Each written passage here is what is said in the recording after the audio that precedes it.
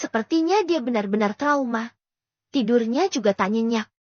Mungkin adegan-adegan malam itu terbayang-bayang di benaknya. Seorang dokter mengabarkan bahwa Humaira sudah sadar. Tentu saja kabar itu membawa sebuah angin segar bagi Khalid dan yang lain. Mereka merasa lega karena Humaira tak jadi mati. Ya, tentu saja mereka merasa menyesal karena merekomendasikan kontrakan membawa maut. Khalid lalu menerima sebuah panggilan telepon dari nomor yang tak dikenal.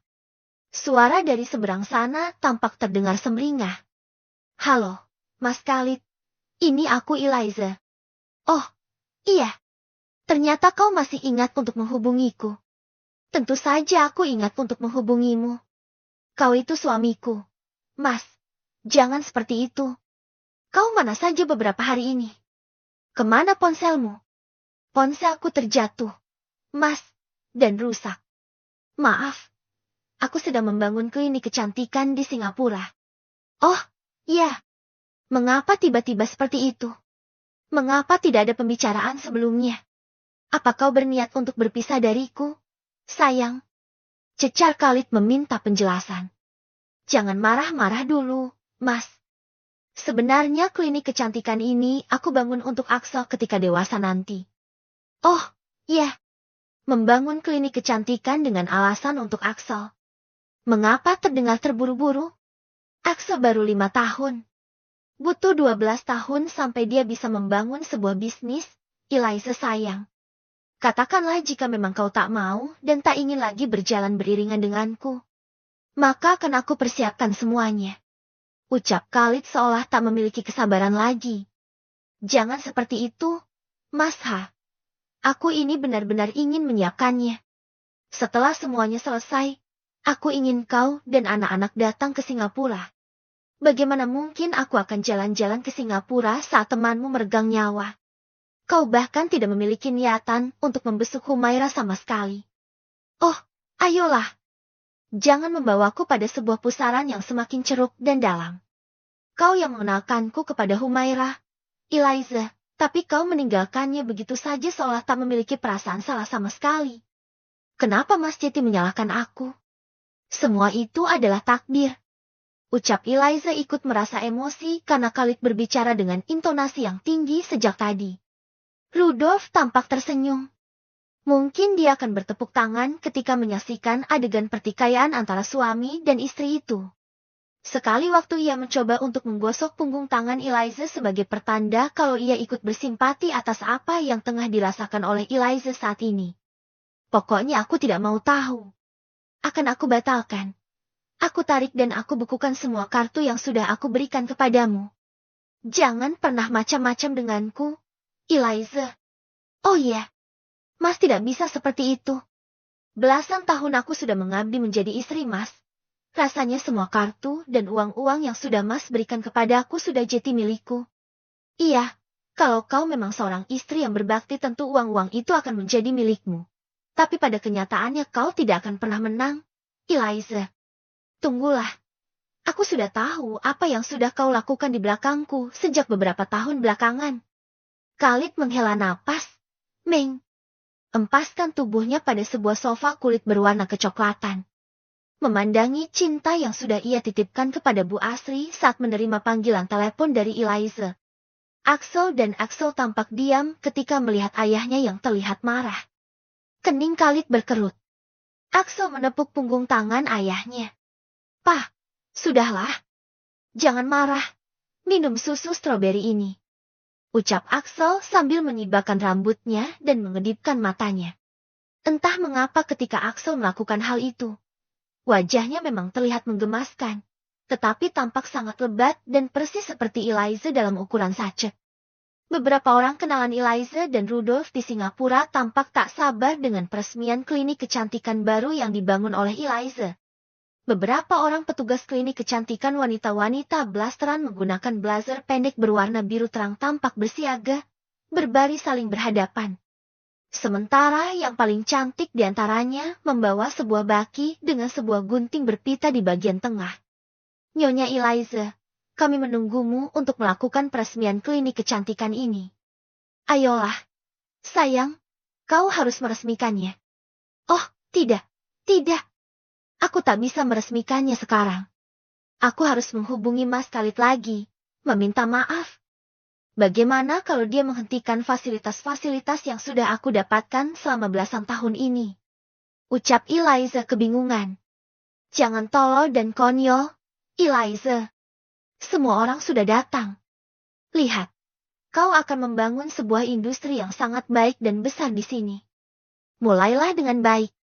Tarik napas, embuskan perlahan, lalu tersenyum. Berjalanlah dengan anggun. Jangan tundukkan bahumu karena orang-orang akan menganggapmu lemah. Ini Singapura, bukan Indonesia.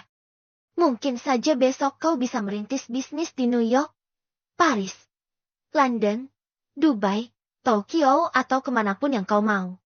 Eliza memandangi sebuah bangunan besar berkilat yang didominasi warna-warna terang. Di bagian paling depan ada layar 4 dimensi berukuran raksasa yang menampilkan produk-produk di klinik kecantikan yang tengah ia bangun. Orang-orang yang berada di perempatan Orchard menyaksikan iklan itu dengan perasaan kagum dan takjub. Eliza bisa merangkul beberapa model unik internasional yang mewakili beberapa tipe skin tone seluruh wanita di dunia. Ayo, Nyonya Eliza, kami menunggumu. Ucap para pegawai itu memberikan semangat untuk Eliza. Eliza melangkah dengan gamang, lalu Rudolf membantu untuk menyelipkan gunting berpita itu di dalam jari jemari Eliza. Eliza tersenyum saat Rudolf memberikan penguatan dengan mengusap bahunya perlahan. Tepuk tangan riuh membahana saat beberapa meter pita berwarna merah cerah itu terjatuh di lantai. Selamat, Nyonya Eliza. Selamat atas klinik kecantikan yang pertama ini. Kami doakan semoga akan ada banyak cabang-cabang klinik kecantikan lainnya. Eliza mengaminkan di dalam hati, lalu beberapa orang pemilik butik, pemilik toko perhiasan, pemilik tas-tas branded limited edition juga tampak datang dan memberikan semangat. Rudolf membisikkan sesuatu, berkata kalau Eliza akan mendapatkan pengaruh yang besar di sini jika pandai mengambil hati orang-orang besar itu. Di rumah sakit internasional yang ada di Jakarta, Khalid mendapatkan sebuah panggilan telepon dari seseorang yang sudah ia tugaskan untuk memeriksa sesuatu. Khalid menerima sebuah rangkuman video yang disimpulkan menjadi sebuah fisik video singkat berdurasi hingga 60 detik. Khalid terkejut mendapatkan semua itu ketika keadaan hatinya sedang tak baik-baik saja. Khalid menjauh dari kamar cinta, menepi ke tangga darurat dan duduk sambil meremas wajah. Kecewa? Tentu saja. Dalam potongan video berdurasi 60 detik itu, Khalid melihat bagaimana istrinya Eliza sedang berbuat sesuatu bersama seorang laki-laki blasteran yang diduga hanya menumpang hidup. Kirimkan segera biar seluruh orang di dunia melihatnya. Baik, Tuan Khalid. Ucap suara berat dari seberang sana. Seorang perwakilan yang ada di Singapura menerima pesan dari pria bersuara berat. Jari jemarinya tampak cekatan melakukan sesuatu pada komputer-komputer layar besar yang mengelilingi tempat duduknya. Di dalam sebuah ruangan temaram, si pria yang mungkin bekerja sebagai hacker pribadi Khalid tampak melakukan sesuatu. Dengan satu kali hentakan, telunjuknya menekan sebuah tombol, lalu adegan-adegan berdurasi 60 detik itu terpampang di toko klinik kecantikan Eliza. Lihatlah, bukankah itu Nyonya Eliza? Ucap salah seorang terapis klinik yang melihat adegan tak senonoh dalam layar besar yang ada di hadapan banyak orang. Perselingkuhan yang terendus. Hacker itu tersenyum senang. Dalam layar komputer besarnya terpampang jelas bagaimana reaksi Eliza dan Rudolf saat itu. Ponsel Eliza berdering, lalu terdengar suara suami sahnya dari seberang sana yang tertawa. Selamat atas peresmian klinik kecantikanmu, sayang. Oh, tidak. Aku seharusnya tak memanggilmu dengan sebutan sayang. Tidak, Mas. Tidak. Jangan. Ini semua salah paham. Aku bisa menjelaskannya. Ucap Eliza mencoba untuk memberikan penjelasan. Tetapi sepertinya hati Khalid sudah tak ingin menerima apapun itu. Eliza benar-benar kebingungan saat itu. Orang-orang penting yang datang ke peresmian tampak membubarkan kerumunan dan tak mengatakan sepatah kata pun kepada Eliza. Bahkan termasuk terapis-terapis tempatnya bekerja sudah pergi begitu saja. Dalam waktu beberapa menit klinik kecantikan itu kosong menyisakan Eliza dan Rudolf saja. Bagaimana ini? Honey, kita tak akan bisa berbisnis kalau nama kita tercoreng. Bagaimana mungkin, padahal aku sudah memeriksa semuanya. Ungkap Rudolf ikutan panik. Mondar-mandir tak jelas sambil memijat pelipisnya. Setelah Eliza bercerai dari Khalid, mungkin Rudolf tak bisa mendapatkan apapun.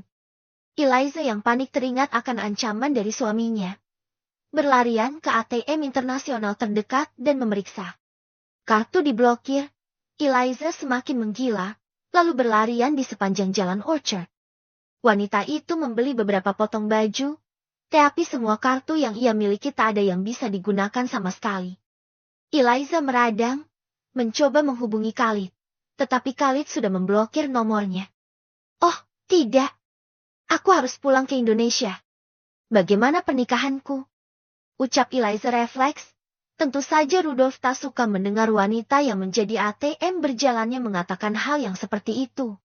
Masih ada aku, honey. Ucap Rudolf berpura-pura peduli. Rudolf saat itu berpikir Eliza masih memiliki beberapa kekayaan walaupun berjumlah sangat kecil dan sedikit masih. Ada kamu. Benarkah? Apakah kamu mau hidup denganku? Sayang, jika aku tak punya apa-apa. Aku tak yakin itu.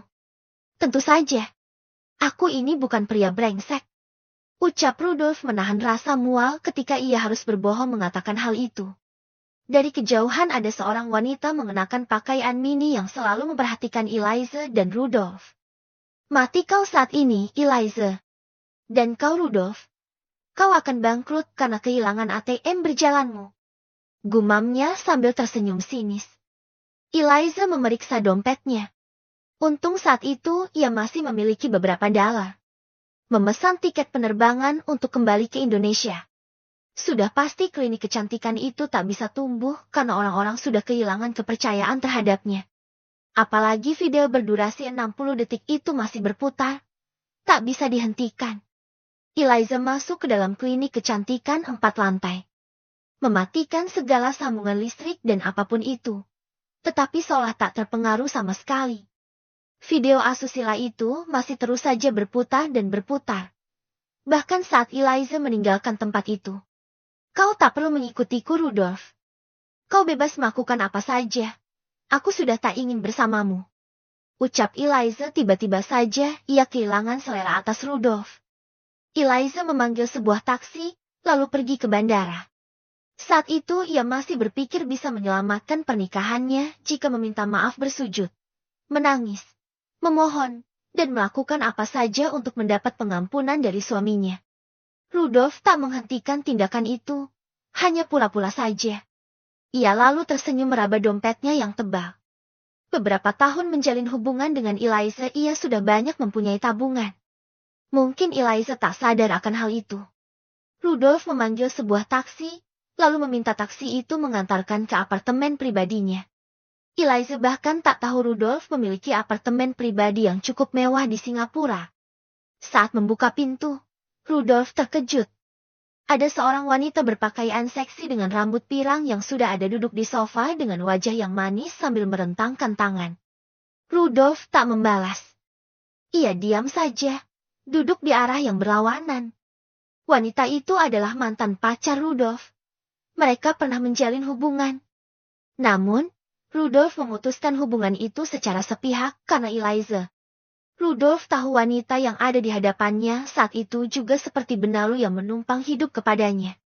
Ya, Rudolf dikelilingi oleh kehidupan yang membuatnya merasa harus terpaksa melakukan hal-hal yang tidak baik. Ia juga tipe pria muda yang malas bekerja. Apa kabar, Rudolf? Mary Jane, kenapa kamu ke apartemenku? Memangnya teman lama tak boleh bertemu? Tanya Mary Jane, berjalan mendekat. Pakaian minim dan seksinya tampak terlihat menggoda. Tetapi Rudolf tak memikirkan hal itu, walaupun sebenarnya Mary Jane memang menjadi salah satu mantan terindah baginya. Rudolf, aku sudah tahu kalau kau sudah putus dengan istri orang itu. Aku menawarkan diri untuk kembali. Bagaimana? Hahaha, menawarkan diri untuk kembali. Itu tidak perlu, Mary Jane. Aku sekarang pria yang miskin. Kau boleh mencari pria lain yang lebih kaya daripada aku. Ungkap Rudolf dengan jujur. Ya, pria kaya di luar sana memang banyak, Rudolf. Tapi yang bisa memuaskan aku di atas ranjang hanya kamu saja. Mary Jane dan Rudolf terdiam. Keduanya saling pandang, menggigit bibir. Entah apa yang sedang mereka pikirkan waktu itu. Tapi, aku sedang tak ingin. Sudahlah, lupakanlah Eliza. Secara tidak langsung kau mengajariku sesuatu. Rudolf berjalan ke arah minibar, lalu menuangkan sesuatu di dalam cangkir bening dan mempersilakan Mary Jane untuk menikmatinya. Ya, bagaimanapun Eliza masih ada di hatiku walau sedikit aku tak bisa melupakannya. Dia manis, lembut, dan sangat liar di atas tempat tidur. Aroma tubuhnya membuatku rindu. Walau di satu sisi memang aku mau melorotinya. Aku menginginkan uangnya. Tapi kami sudah 5 tahun berhubungan dan... Ucap Rudolf tak melanjutkan perkataannya karena tiba-tiba saja pandangan mata yang berkunang-kunang. Mary Jane tersenyum penuh arti. Sama seperti Rudolf, Mary Jane pun menikmati sesuatu yang sudah dimasukkannya terlebih dahulu pada minuman itu. Rudolf lalu tak ingat apa-apa. Keduanya bercumbu dengan sangat ganas di dalam kamar seolah melepaskan rasa rindu setelah bertahun-tahun tak bersama. Sesudahnya Mary Jane meninggalkan Rudolf begitu saja.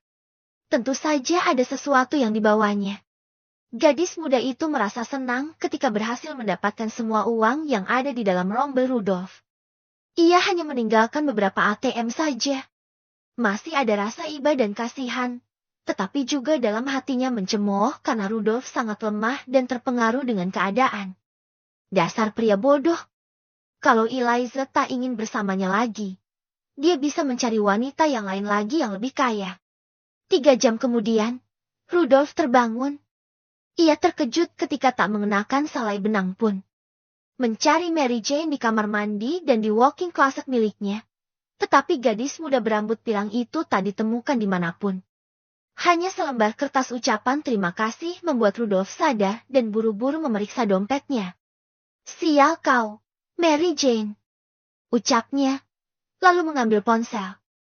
Menghubungi kontak Mary Jane yang disimpan atas nama security guards. Akan tetapi, panggilan itu tak tersambung sama sekali. Rudolf merasa kesal, membanting ponselnya, lalu berusaha untuk menghubungi Eliza kembali. Sama seperti Mary Jane, Eliza pun tak bisa dihubungi. Saat itu Eliza sudah tiba di rumah. Tetapi rumahnya tampak kosong karena semua orang ada di rumah sakit. Menyisakan beberapa orang petugas keamanan dan sopir-sopir pribadi Khalid saja.